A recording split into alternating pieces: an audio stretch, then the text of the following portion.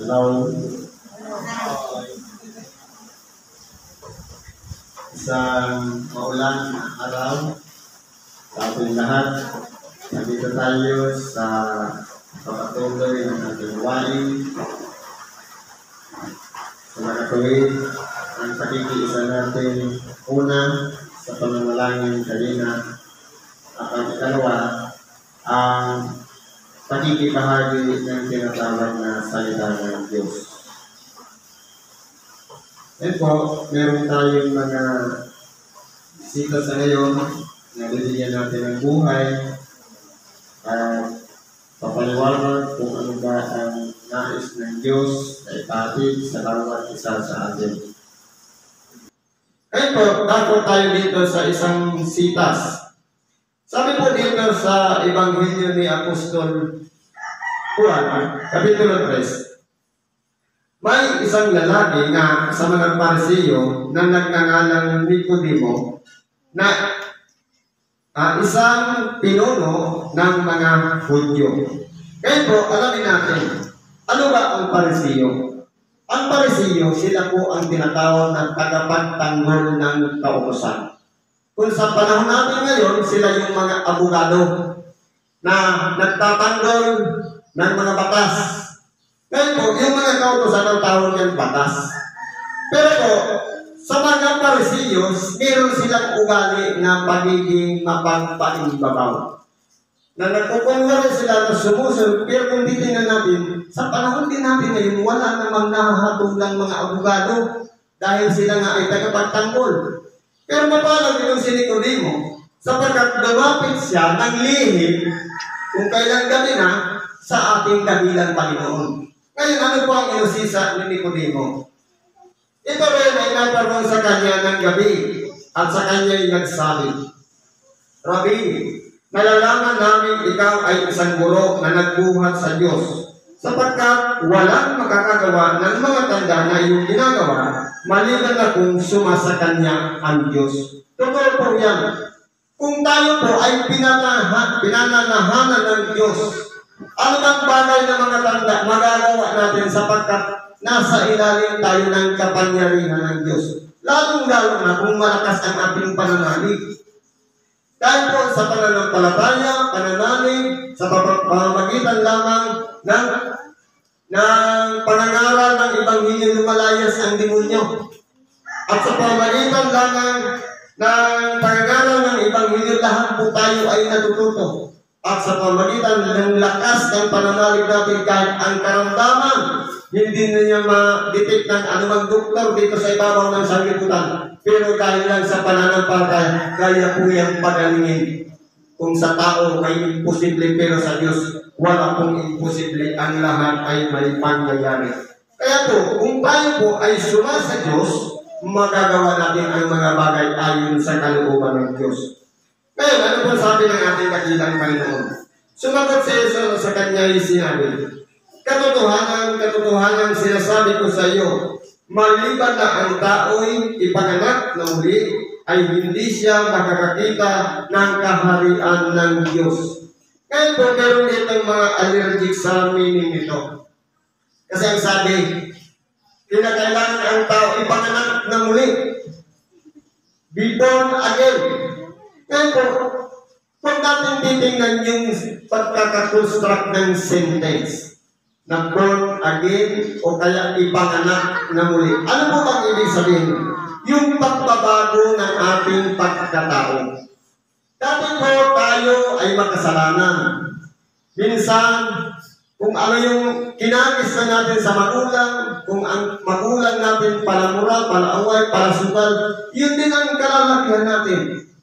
Ngayon po, sa pamamagitan ng araw ng salita ng Diyos, kapag iyan po ay pumasok sa ating tainga at napakinggan natin at inanalyze natin, pwede pong baguhin ang direksyon ng ating buhay. Iyan po ang ipinapanganak na muli. Ibig sabihin yung pagbabago ng ating pagkatao. Kaya kung tayo po, dati noon, malaya natin nagagawa ang magsugal, o kaya manuya sa kapwa, manlibat, o kaya manirang puri. Sa oras na napakinggan natin ang Ebanghelyo, meron na tayong tinatawag na budhi. yung tagakontrol ng ating sarili na huwag mong gawin yan sapagkat masama yan. Ibig sabihin, nag-commit na tayo sa Diyos na tayo po sa oras na ginagawa natin yan, doon na po inibilang yung mga pagkakasala natin. Sapagkat yung aral na tinanggap ng ating tainga, yun na yung pinagkakautusan sa ating sarili na huwag mong gawin yan. Pero kung tayo po ay malaya pa, marahil hindi pa tayo naabutan ng aral, wala pang kautusan sa ating puso na siyang magbibigil sa atin upang hindi natin gawin ang mga bagay na hindi dapat natin gawin.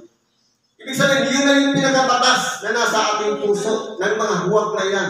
Pag sinabing huwag na hindi mo gagawin talaga yan, yun na yung pinaka-aral na naririyan sa ating mga puso. Sapagkat sinasabi sa ibang bahagi ng kasulatan, hindi ko na ikana isusulat ang aking mga kautusan sa tapyas na bato, kundi sa isang pusong laman. Ibig sabihin, isusulat na sa ating puso, yun na yung gagawin nating pamantayan sa ating pang-araw-araw na gawain.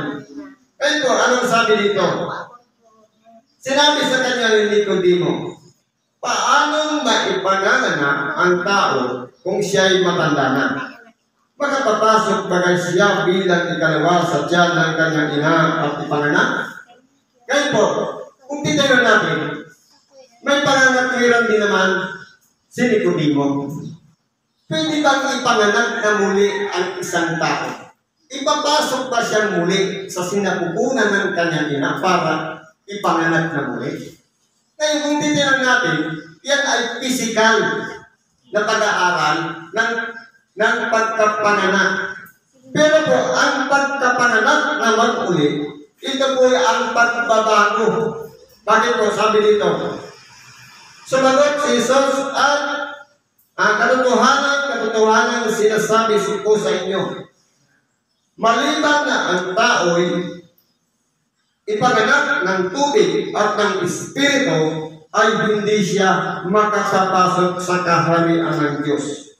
Ngayon po, ano po ba ang pagkapanganak sa tubig?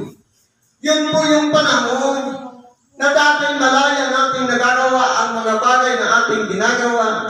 Sa oras na tinanggap natin ang aral at Ebanghelyo, naantig ang ating puso, tayo po ay nagsisi at nagbalik loob sa Diyos. Hindi baga tayo ay lumuluha dahil nararamdaman natin sa ating puso na tayo ay isang makasalanan. Kaya yun po yung tubig na yun. Ibig sabihin, ang pagbabago ng pagkatao, hindi yung binyan. Kahit 10 beses kang ilubog sa tubig, kung wala pa rin pagbabago ang puso, yun pa rin ang ginagawa. Ibig sabihin, hindi po yan ang pinakatubig na kinakailangan magbabago ng ating pagkatao. Walang iba yung luha, yung sariling tubig na lumalabas sa ating mga mata. Doon makikilala ang ating katapatan sa Diyos na tayo'y nagsisisi at nagbalik loob. Ano ba sabi dito? Pagbabago o ipinanganak ng tubig at ng Espiritu. Yung Espiritu, ito na yung pinakapamantayan na magiging maingat na tayo sa ating mga ginagawa, na kapag tayo po magkamali, dahil nung tayo po ay tinawag ng Diyos, ang ating pangalan ay isinulat doon sa aklat ng buhay. Kung baga meron na tayong talang buhay doon sa mga ginagawa natin, mga pagkakasala. Sa oras na nagagawa tayo ng mabuti, yun naman ay kapurihan sa atin. Pero po, yan po ay magiging reward natin sa pagbabalik ng ating dakilang Panginoon. Pero kung mga pagkakasala naman ang nagagawa natin, iyan naman po ay para sa ikapapahamak natin. Ngayon titimpangin natin doon, alin ba ang higit na nagagawa natin? Yung magkasala o gumawa ng mabuti. Pero kung titingnan natin sa kalagayan ng tao, iba po kasi ang pamantayan ng tao. Kahit i-perfect mo pang iyong buhay, minsan ka lang magkamali, sira na lahat ang mga ginawa mong kabutihan. Yan po ay pamantayan ng tao. Pero sa Diyos, sa oras ang tao ay nagsisi at nagbalik loob sa Diyos, siya po ay bukas palad niyang tatanggapin gaano man kasama ang kanyang naging buhay, gaano man ang naging katayuan niya dito sa ibabaw ng sanglibutan. Sa pamamagitan lamang ng pagbabago, ng lilinis ng sarili sa pamamagitan ng tubig at pagbabago ng Espiritu, tunay nga po na tayo'y nagpapasakop na sa Diyos. Kaya po dito malalaman natin kung tayo po ba ay ipinanganak ng muli.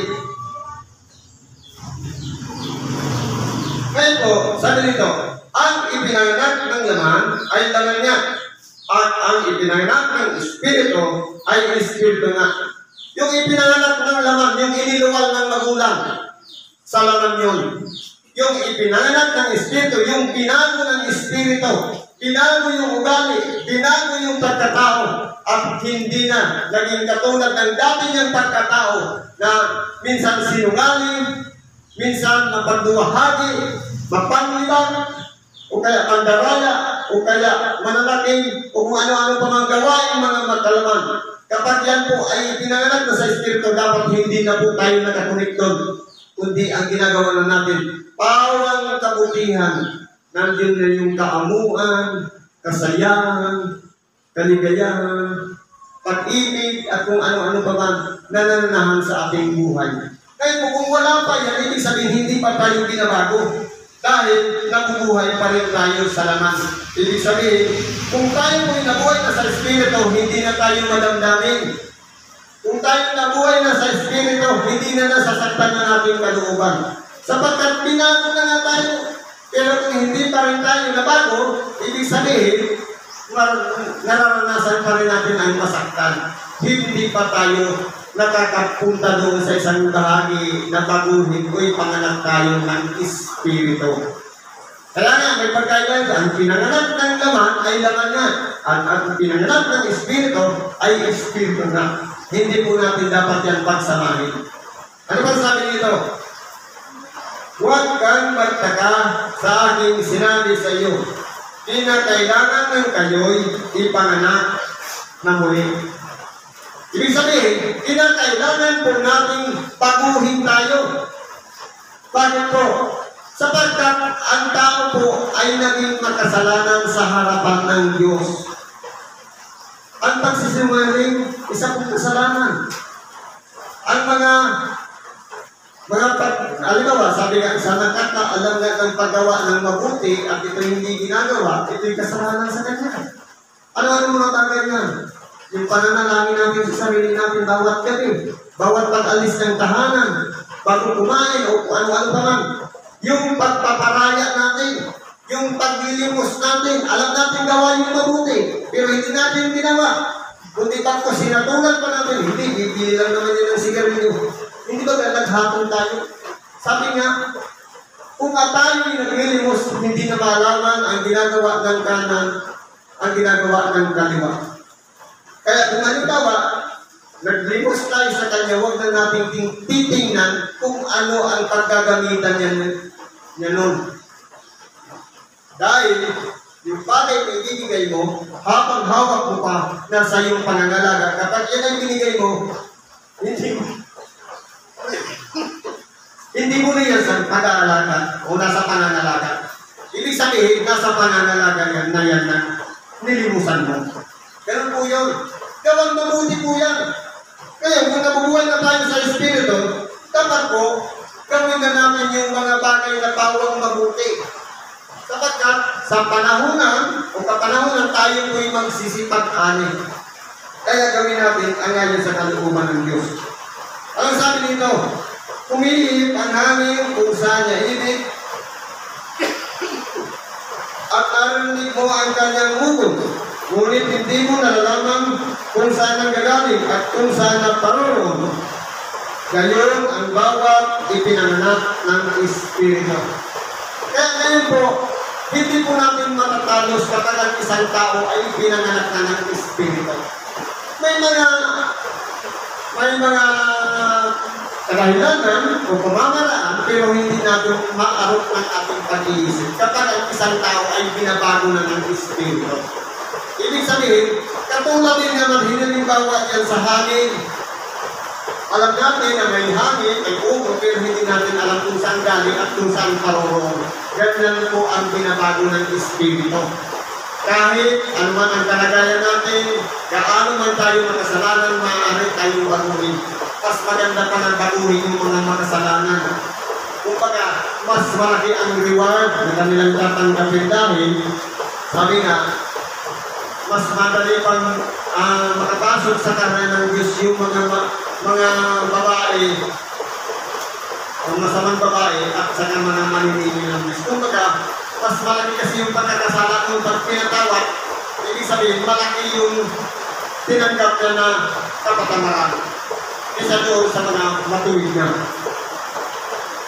Sumagot si Nicodemo sa kanyang sinabi, paano kanilarin ang mga bagay na ito?